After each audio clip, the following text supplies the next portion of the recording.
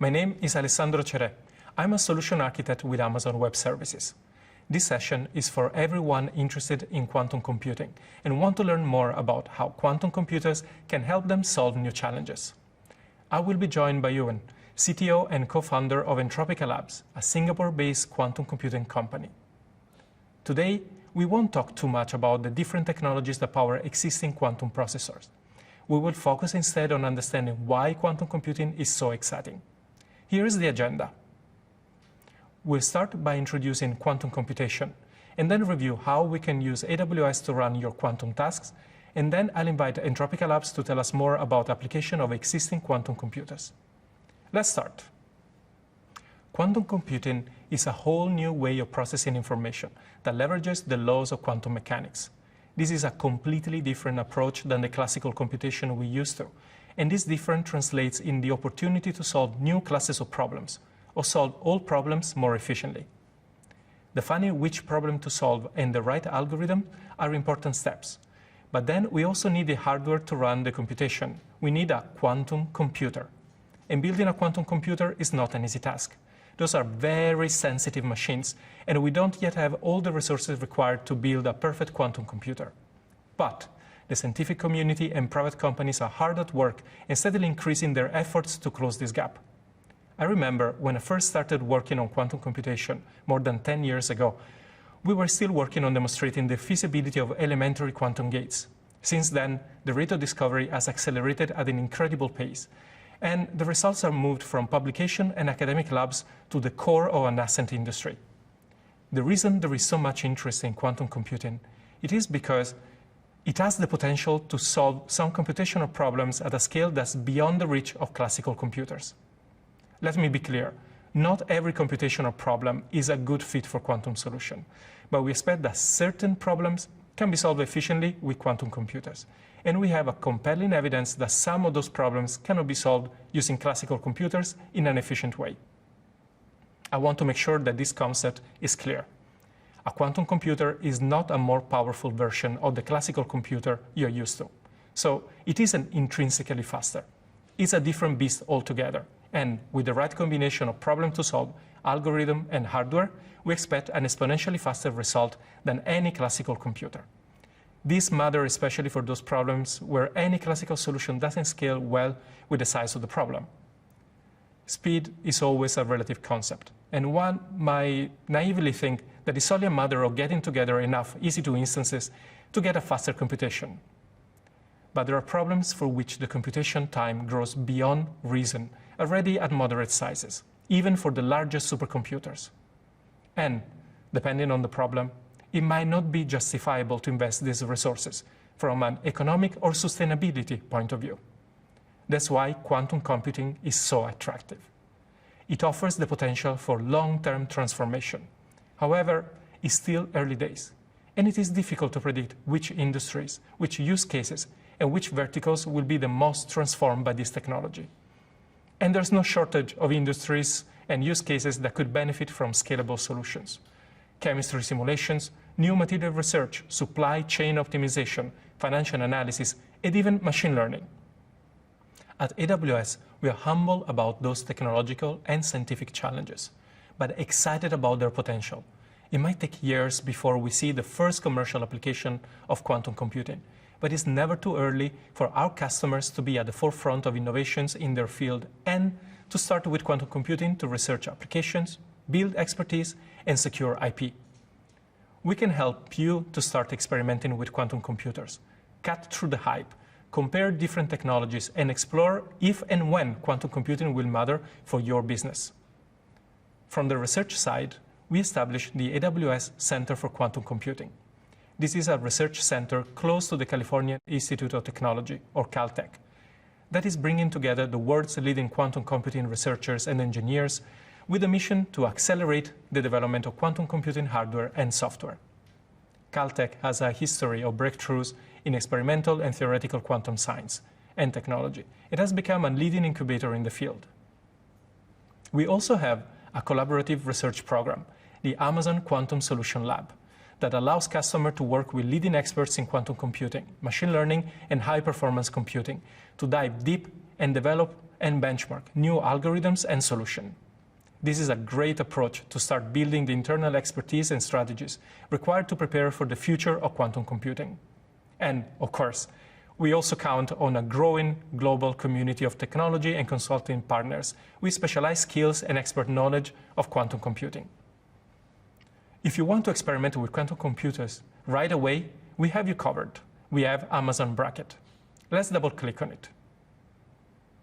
Amazon Braket is a fully managed service we developed to address the main challenges business and scientists face when they want to work on their quantum computing projects. Braket provides a technology-agnostic programming environment, so it is possible to run algorithms on actual quantum computers from multiple hardware providers built with different technologies, such as quantum annealing and gate-based processors that use technologies like superconducting circuits or ion traps. Quantum hardware is still a scarce resource, and to simplify and accelerate tests and debugging, Braket provides high-performance simulators that use the same programming framework as you use with the quantum devices themselves. You can start running your algorithms on classical compute resources using the simulator, and once you're ready, you just need to change one line of code to switch to the actual quantum computer. Being able to run algorithms on different types of quantum hardware with Amazon Braket means that you can directly compare technologies and assess which quantum hardware will best fit your different applications, all without being locked into a single technology. You can also build and test hybrid quantum algorithms that combine quantum hardware with classical computing resources, so you can iterate and innovate faster. Let's see how Braket works. Like many other AWS services, at its core there is an API. To make everyone's life easier, there are multiple ways to interact with this API. There is a dedicated console that offers a convenient way to monitor the state and availability of both classical simulators and quantum hardware. Track the status of jobs and tasks. Then there is a dedicated open-source Python SDK that simplifies the process of designing and building quantum circuits, submitting them to Amazon Braket devices as quantum tasks, and monitor their execution. Braket also provides a development environment in the form of a managed Jupyter notebooks that come pre-installed with the Amazon Braket SDK and other convenient libraries, so you can start using the service without the need to set up and manage the infrastructure. Amazon Braket is fully integrated with many of AWS monitoring, storage, and security services. For example, you can monitor the state of your task using CloudWatch and use EventBridge to send a notification when the task state changes. You can collect a task result from S3, and you have granular permission control as with any other AWS service using IAM. By default, all the data is encrypted at rest, and you can manage the cryptographic keys using KMS. Now that we know how to access Braket and how it is integrated with AWS, let's look at how Braket can help us through the entire process of quantum computation. During the initial development of our quantum solutions, we usually want to test our circuits in an environment where we can control the noise and iterate quickly before trying them out on actual quantum devices. That's why we use classical simulators. We currently offer 4 flavors. The local simulator is part of the Amazon Braket Python SDK. It runs on your local environment, so the execution speed and the maximum size of the quantum circuits depends on the hardware specification of your instance or local machine. To scale beyond the limits of the local simulator, we have 3 managed simulators. State vector simulators for noise-free circuits, the tensor network simulator for noise-free circuits that can be efficiently represented on a network graph, and the density matrix simulator for including different kinds of noise in your simulation. The advantage of those managed simulators is that we can scale up our testing by running circuits that would be prohibited on a local machine. And we can run multiple tests in parallel. AWS takes care of configuring and managing the clusters. Once we're satisfied with our testing, we are ready to run on actual quantum devices. Amazon Braket provides access to both annealing and gate-based quantum computers. We currently offer access to 2 models of annealing devices by D-Wave, the D-Wave 2000Q with 2000 qubits and D-Wave Advantage 4.1 with 5,000 plus qubits. For gate-based quantum processing, you have the choice between processors based on superconducting circuits, such as Rigetti Aspen-M and Aspen-11 processors, and Oxford Quantum Circuits Lucy, and Trapped Ions processing units from IonQ. You can switch and use any of those processing units instead of the simulator with a simple change in your code. This helps you test different technologies, compare the compute performance of different machines for the problem that you're trying to solve, and choose the hardware system that is best suited to your application. And we expect to have more hardware options in the future. We have already announced the future availability of quantum processing units based on Rydberg atoms by QERA. As mentioned before, different kinds of quantum processing units are particularly good at specific tasks, but in the short term, the scale of the computation is still limited by their sensitivity to noise. We can compensate for these shortcomings by combining the strength of quantum and classical computation using hybrid algorithms. These adopt an iterative approach to mitigate the effect of quantum errors, with quantum computers acting as co-processors to classical computing resources. Hybrid quantum classical algorithms are designed to organize the computation blocks and assign them to each processing unit to leverage the best aspects of each. Orchestrating and optimizing the interaction of different processing units, especially at scale, is not a trivial task. That's why we developed hybrid jobs as a primitive in Amazon Braket, resulting in three main benefits: the convenience of managed quantum and classical resources without the need for complicated configuration, on-the-fly insights into running algorithms with metrics available in near real-time on CloudWatch, and finally, the performance offered by the elasticity of the classical resources. To help you get started with hybrid algorithms, Amazon Braket supports PennyLane, an open-source software framework built around the concept of quantum differentiable programming. This concept allows you to train quantum circuits in the same way you would train a neural network to find solutions to computational problems in quantum chemistry, quantum machine learning, and optimization. PennyLane is performance optimized for Amazon Braket and provides interfaces to familiar machine learning tools, including PyTorch and TensorFlow, to make training quantum circuits faster and more intuitive. I know this was a bit of a long introduction, but with so many things happening in quantum computing, it's useful to have a broad idea of the landscape. To give us an insight on how quantum computation is applicable to the real world, we have here Ewan Monroe, CTO and co-founder of Entropica Labs. Ewan, over to you.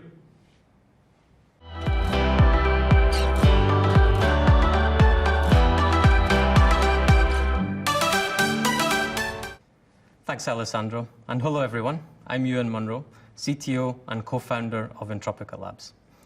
In this talk, I'd like to address three very important questions facing quantum computing practitioners today. How do we benchmark the performance of quantum computers? How does the cost of quantum computing impact what we can do? And how do we identify promising use cases for quantum computing?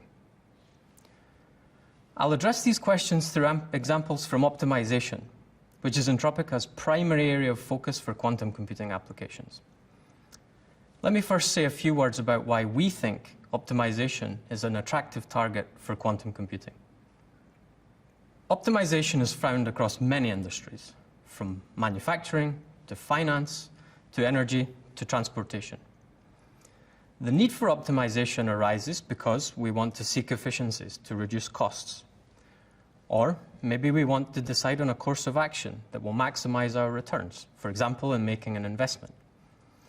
Or we might face a compliance issue from regulators, such as the need to bring down our carbon emissions to some specified level and minimize the impact on our business operations. These can often be reduced to mathematical optimization problems that we need to solve, and computationally they can be very challenging. Now, the good news is that we do have quantum algorithms that give provable speedups over classical algorithms for many important types of optimization problem. But we have to bear in mind that the speedup is in the scaling of the problem size, not in the clock speed of the computer. So to really gain an advantage from quantum optimization, we have to focus on large problems, where the number of elementary operations at the hardware level is already high. This typically rules out any possibility of a quantum speedup for problems where we seek a solution in minutes or seconds. It also suggests we should consider upsizing the problems that we solve today, or to model elements of complexity that we've removed or approximated in current approaches. Finally, I'd like to draw attention to the emerging quantum economy, which is not only about quantum computing, but also quantum sensing and quantum communication. In future, there will be a tight integration among all these areas, perhaps with quantum data being sent from a quantum sensor across a quantum internet to a quantum computer. Naturally, we'll want to process the quantum data in ways analogous to how we manipulate classical data today. We'll want to compress it, transform it, store it, and retrieve it.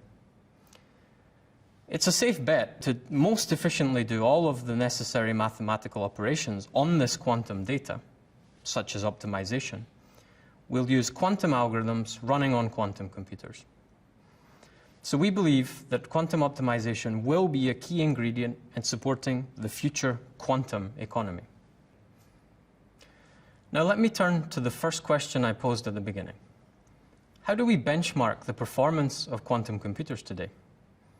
What value do we derive from doing so? I should emphasize here that benchmarking has many meanings in quantum computing, just as it does in classical computing. What I'll be referring to here is the idea of applications-level benchmarking, where we look at the performance of a quantum algorithm run on a quantum computer to solve a specific problem. Usually our main focus is the solution quality, because we know that quantum computers are not yet at the stage where they can compete with classical computers on speed or cost. So what kinds of problems can we benchmark today? Well, the limitations and size of the devices available mean we're restricted to relatively small problems. The one I'll discuss here is called number partitioning, where we have a set of numbers of different sizes, and the goal is to separate them into two groups such that the sums of the numbers in the two groups have the same total value. So this problem is very easy to state, but it can be very hard to solve. And it's an entry point for many more complex problems with applications in fields such as logistics. We ran number partitioning problems of different sizes on a 10-qubit ion trap quantum computer. We used a simple version of a quantum algorithm called RQAOA, which stands for Recursive Quantum Approximate Optimization Algorithm. Interestingly, we found the performance was competitive with a classical heuristic algorithm called KK, as shown in the figure here. Of course, as I mentioned before, the classical algorithm was much cheaper and much faster to run. But the goal with these kinds of benchmark experiments is really just to look at the quality of the solution at this stage. So what value can we extract from benchmarking today's quantum computers in this way? Well, firstly, as quantum hardware improves, we can build upon the simple benchmark to run larger or more complex problem instances or problem classes, and again, compare the performance. In this way, we can track the hardware development with tests tailored to our own intended use cases. Secondly, we learn about quantum computing as we implement these benchmarks. We learn how to effectively construct and debug quantum programs, deploy them to the hardware, and deal with the output data. And finally, we can identify opportunities in the quantum computing stack, for example, missing or inadequate software components. Now, let's move to the second question I posed at the beginning. What's the impact of the cost of quantum computing today? We know that quantum computing is currently significantly more expensive than classical computing. Moreover, there can be considerable differences in pricing across the various quantum computing platforms available. What does this mean for customers and developers? Let's use another classic optimization problem as an example, bin packing. The goal here is to place a series of objects with different weights into a set of bins, using as few bins as possible. The catch is that the bins have a maximum weight capacity. So for example, we can't simply place all of the items in just one of them. So we crafted a problem with 16 objects, and we set out to find a solution using two devices available on AWS Braket. One, an ion-trap quantum computer, the other, a superconducting qubit quantum computer. Now, because of the way we set the problem up, we actually only need 6 qubits to encode it. And once we fixed the details of our algorithm, such as the number of optimizer iterations, we calculated it would cost $2,060 to execute the computation on the ion trap device, and only $130 on the superconducting device. That's about a 16-fold difference in the price. The lower cost of the superconducting device gives us some algorithmic flexibility. For example, we could choose to run the problem multiple times, each being a different random initialization on the problem energy landscape. Or we could tune some of the hyperparameters of the algorithm, like the learning rate of the optimizer, or the number of shots that we take from the quantum computer to estimate the objective function value. The relatively fast clock speed of superconducting devices compared to ion trap devices also makes them better suited to running multiple computations in this way. But on the other hand, the basic error rates of operations on the ion trap device are about an order of magnitude lower than the superconducting device, and that's a strong advantage for the ion trap platform. Ultimately, what we found was that the trapped ion device did show a clear trend in reducing the optimization objective, as we would expect from an optimization procedure. The best solution found used 7 bins to store all of the objects, while the optimal solution uses 4. On the superconducting device, the objective function showed a much weaker reduction. In the figure here, we've actually shown the average over many optimization runs on the superconducting chip.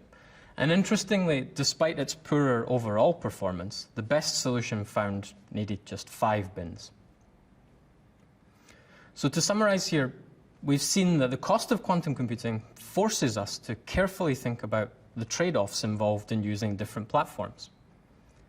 For instance, if your application requires lots of algorithmic hyperparameter tuning, something that we routinely do in classical optimization and machine learning, then a cheaper device, like a superconducting platform, might be best suited to your needs. On the other hand, if you have a fixed algorithm that you want to run with as high fidelity as possible, you might instead consider the trapped ion device. Now let me turn to the third question I asked at the beginning. How do we identify promising use cases for quantum computing? Having analyzed a number of potential enterprise applications for quantum optimization, we've found 3 basic rules that can help more efficiently determine the amenability of a problem to the technology. The first rule is to think about problem economics. At Entropica, whenever we consider a candidate problem for quantum optimization, our first step is to do 2 relatively simple things.